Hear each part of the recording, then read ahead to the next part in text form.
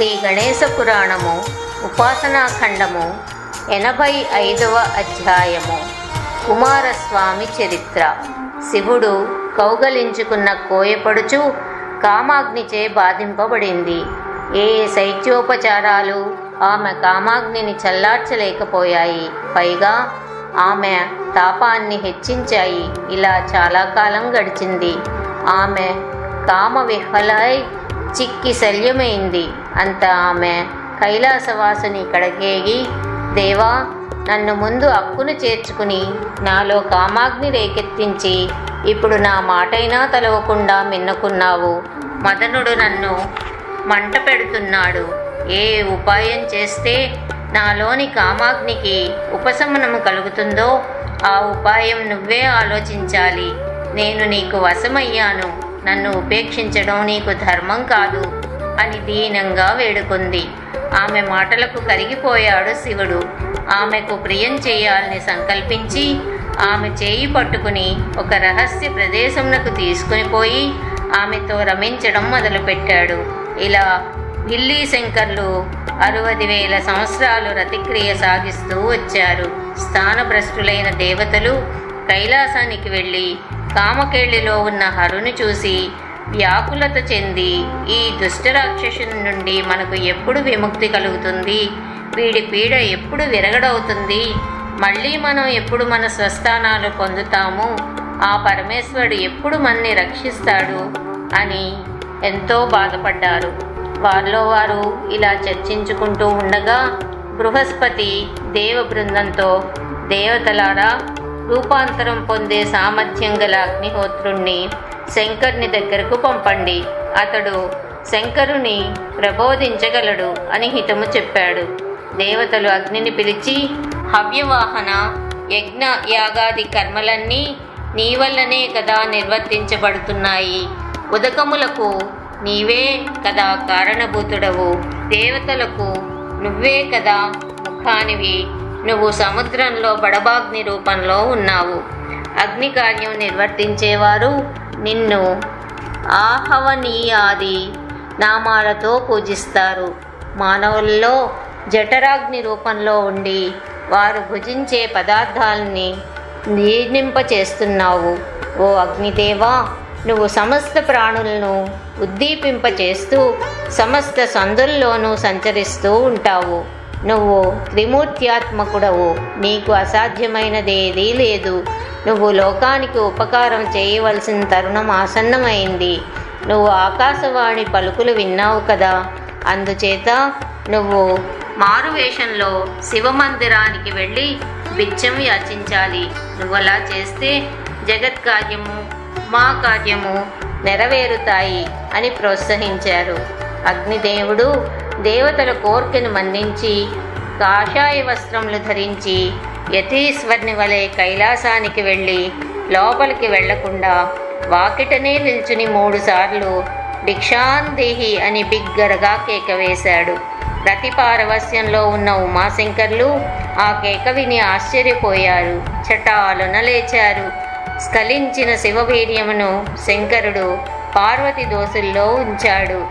ఆ శివవీర్యమును ధరించుటకు అసక్తురాలైన పార్వతి భిక్షకై యతివేషము ధరించి వచ్చిన అగ్నిహోత్రునకు ఇస్తూ, ఇది భూమిపై పడితే 3 లోకాలు భగ్గున మండిపోతాయి సుమా అని హెచ్చరించింది. అగ్ని భయపడి ఆ వీర్యమును చప్పున మింగివేశాడు.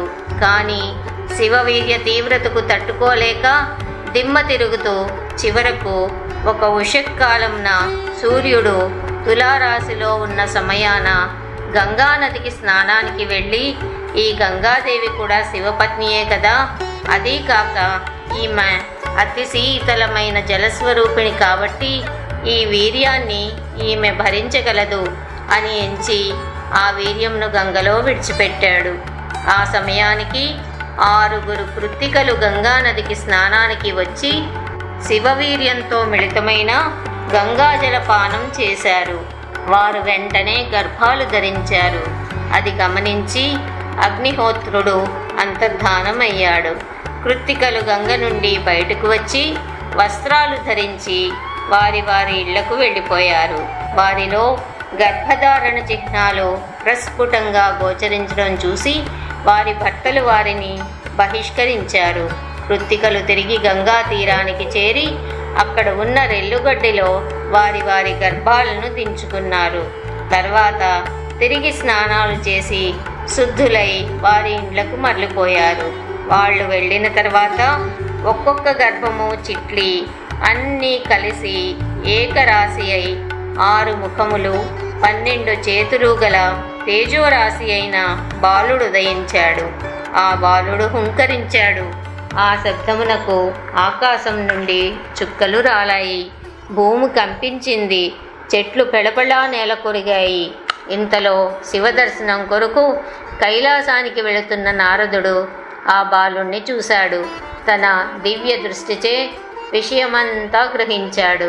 కైలాసానికి వెళ్ళి గంగా తీరంలో తానొక బాలుణ్ణి చూశానని చెప్పాడు. ఈ వార్త తెలుసుకున్న దేవతలు అమితమైన ఆనందం పొందారు. దుందుబులు మ్రోయించారు. అప్సరసలు ఆడారు. గంధర్వులు పాడారు. నారదుడు పార్వతితో, అమ్మా, నేనిటు వస్తూ గంగా తీరంలో నీ కుమారుని చూశాను. పిల్లవాని చక్కదనం ఏమని చెప్పను.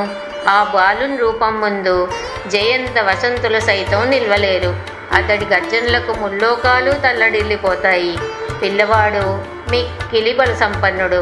చుక్కల్లో చంద్రుడు లాంటి చక్కదనం గల అతి మనోహరమైన బాలుణ్ణి ఏకాకిగా గంగ ఒడ్డును విడిచిపెడతావా జగన్మాత అని పార్వతితో చెప్పి చెప్పున అంతర్ధానమయ్యాడు.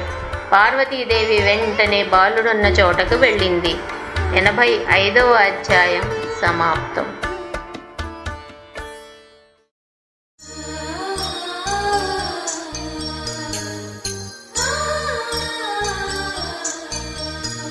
శ్రీ గణేశ పురాణము ఉపాసనాఖండము 86వ అధ్యాయము కుమారోపాఖ్యానము. పార్వతీదేవి అతి త్వరగా వెళ్ళి ముద్దులొలికే బాలుణ్ణి చూసి ఆ ఆనందంతో ఆలింగనం చేసుకుని ముద్దాడుతూ ఉండగా గంగాదేవి బాలుడు తన కుమారుడని చెప్పింది. అంతలో 6 కృత్తికలు అక్కడికి వచ్చి పిల్లవాడు నా కుమారుడంటే నా కుమారుడని వాదించుకోవడం మొదలుపెట్టారు.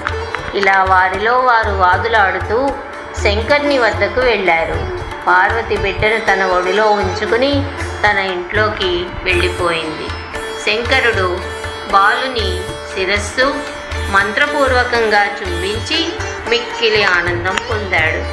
అది చూసి అగ్నిహోత్రుడు, గంగాదేవి, కృత్తికలు అక్కడ నుండి స్వస్థానాలకు మరలిపోయారు. పిమ్మట శంకరుడు బ్రహ్మని, బృహస్పతిని అక్కడికి రప్పించి బాలునికి నామకరణం చేయుడని కోరారు.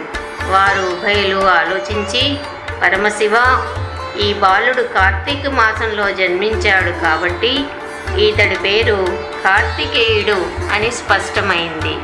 పార్వతి కుమారుడు కనుక పార్వతీనందనుడు. 6 కృత్తికల వలన జన్మించాడు. అందుచేత షణ్మాతురుడు. 6 ముఖములు కలవాడగుట వలన షణ్ముఖుడు. అంతేకాదు, ఈతడు దేవతలకు సేనాధిపతి కాగలడు కనుక దేవసేనానిగా పిలువబడతాడు. తారకాసుని జయిస్తాడు కాబట్టి తారకజిత్ అని ప్రసిద్ధుడవుతాడు. 3 మారులు రేతస్సు స్ఖలనమైంది కనుక స్కందుడని పిలువబడతాడు. రెల్లుగడ్డిలో పుట్టాడు కాబట్టి శరవణభవుడు అని కూడా పిలువబడతాడు అని చెప్పారు. ఇలా బ్రహ్మదేవుడు, బృహస్పతి శివునితో మాట్లాడుతూ ఉండగా ఇంద్రాది దేవతలు అక్కడికి వచ్చి మహదానందంతో బాలుని పూజించి స్తుతించారు. దేవా, తారకుడు లోకకంటకుడై నిరంకుశుడై 3 లోకాలను ఆక్రమించాడు. ఆ దుష్టుణ్ణి నువ్వే సంహరించాలి కాబట్టి నువ్వే సేనాధిపతిగా వ్యవహరించాలి అని బాలుని దేవసేనా నాయకునిగా అభిషేకించారు. ఇక తమకు భయం లేదని ధైర్యం వహించారు. ఋషులు యథాపూర్వం తపస్సుకు ఉపక్రమించారు. బాలుడు రోజురోజుకు పెరుగుతూ వచ్చాడు. ఒకనాడు స్కందుడు చంద్రుణ్ణి పట్టుకోవడానికి అంతరిక్షానికి ఎగిరాడు. అది చూసి బ్రహ్మ అటువంటి సాహస కృత్యాలకు పాల్పడవద్దని బాలుణ్ణి మందలించాడు. స్కందుడు బుద్ధిలో బృహస్పతిని, బలపరాక్రమాలలో మహేంద్రుణ్ణి అధక్కరించేటంత వాడయ్యాడు. ఒక రోజున శివుడు పార్వతితో సుఖాసనం మీద కూర్చొని ఉన్నాడు. స్కందుడు సర్వకార్య సిద్ధి కొరకు మాతాపితరులకు ప్రణమిల్లి, తండ్రి, నీ వలన అనేక విషయాలు విన్నాను, ఇంకా మరికొన్ని విషయాలు తెలుసుకోవాలని ఉంది.